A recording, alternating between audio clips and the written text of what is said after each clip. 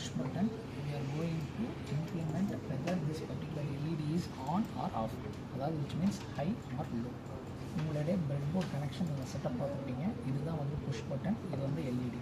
இந்த help of Arduino இந்த கனெக்ஷனை நம்ம இங்கே இருக்கிற மாதிரி கொடுத்துருப்போம். இந்த ஹெல்ப் ஆஃப் 13th பின்லேருந்து இன்புட் எடுத்து கொடுத்துருப்போம். செகண்ட் பின்லேருந்து எல்இடிக்கு ஒரு இன்புட் கொடுத்துருப்போம்.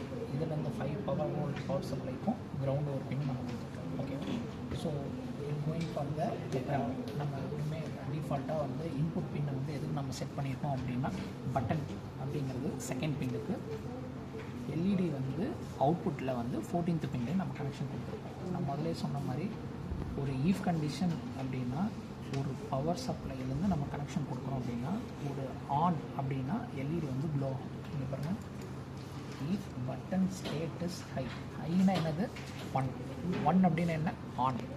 இப்போ 1 அப்படின்னு சொல்லிட்டு நம்ம இதில் ப்ரெஸ் பண்ணுறோம் அப்படின்னா the condition will also be 1.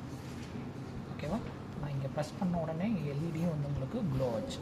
At the same time அப்படி க்ளோ ஆகலை எல்ஸ் அப்படின்னா என்ன அர்த்தம், digital LED pin will be low. இப்போ நான் எதுவுமே ப்ரெஸ் பண்ணல, ஸோ என்னோடய இன்புட் வந்து என்ன 0. அப்போ 0ங்கிறப்ப இங்கே எல்இடியே வந்து லோ அப்படின்னு அர்த்தம். ஸோ இதுதான் வந்து ஈஃப் கண்டிஷனோடைய ஸ்டேட்மெண்ட். ஃபார் எக்ஸாம்பிள், சார் நீங்கள் இந்த தானே சார் புஷ் பட்டன் யூஸ் பண்ணணும் அப்படின்னா இந்த புஷ் பட்டனுக்கு பதிலாக ஆர்டினோவில் இன்பில்ட்டாகவே நமக்கு புஷ் பட்டன் கொடுத்துருக்கோம்.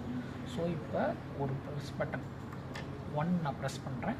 ஸோ எல்இடி என்னோடய அவுட்புட்டும் வந்து 1 அப்படின்னு வருது. ஸோ 1 நான் ப்ரெஸ் பண்ணாதப்ப இப்போ என்ன ஆகுது 0. அப்போ 0ங்கிறப்ப எல்இடியோட அவுட்புட் வந்து லோ, விச் மீன்ஸ் ஆஃப்.